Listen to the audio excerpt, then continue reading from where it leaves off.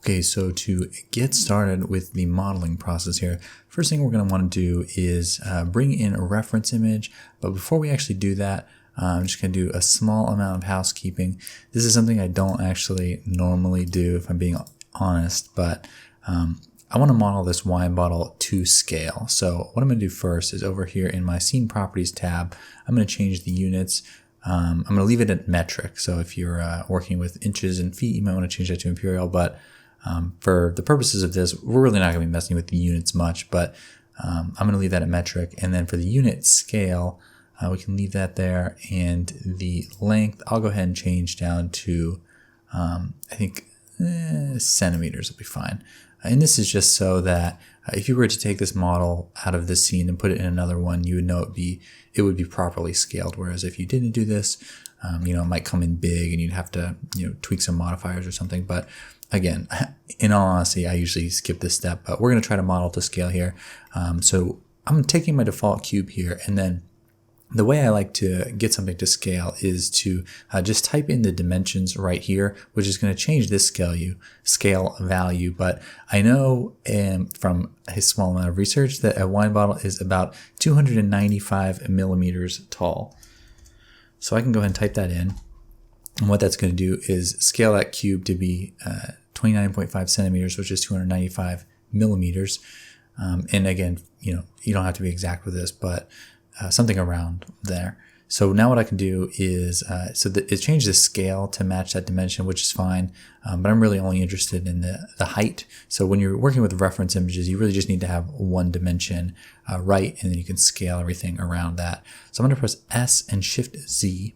And I tabbed into edit mode, by the way, and just scale that down to about wine bottle shape. So you can see if we were modeling with our regular cube, the wine bottle would be really big. And in previous tutorials, people have mentioned that my objects are way out of scale, but I'm not too worried about the height and width, just kind of guess on that. Or sorry, the depth and width, I guess.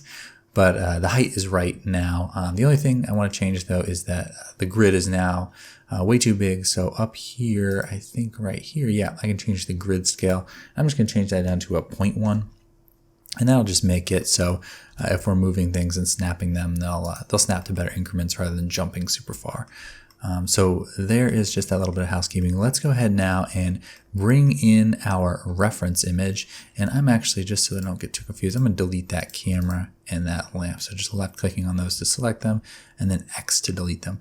By the way, you can see I have my screencast keys turned on down here in the bottom left. If you miss anything, of course, let me know if there's something else that I missed, and we'll try to make sure you got all your hotkeys down. Hotkeys are a big part of Blender. So with that reference in there, I'm going to do Shift A, and then I'm going to insert an image, and then I will do a reference image. And you may not have that images as planes option. I think that's with an add-on, and we will end up using that later, so I'll be sure to show you how to turn that on. But I'm just going to go to my textures, and then I have these two references I made. I made them for you. When you look online, a lot of times it's a photo and they're not perfectly flat on the bottom. So I made these references just as a little help to you.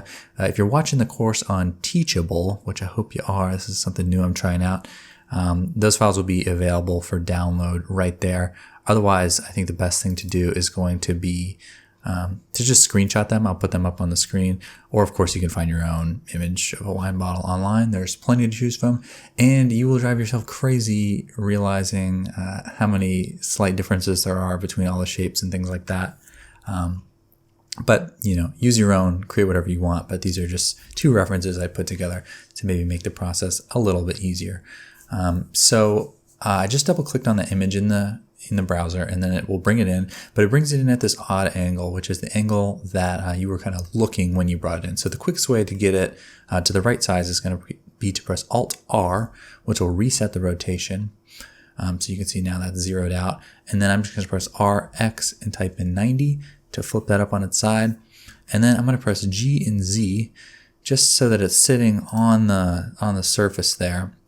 I just kind of want it to be sitting on the edge. So if I go into wireframe, no, that's not helping me much. So I can't actually see my axis line there because this is, it's not see-through. So in the image object data properties down here in this tab on the right side, I can turn on transparency, And I'm going to turn that pretty far down to like something like that will look fine.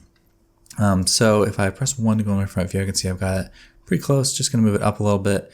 And then I want to scale it down to my object. So for one, let's move this object up so that it's sitting right on the plane.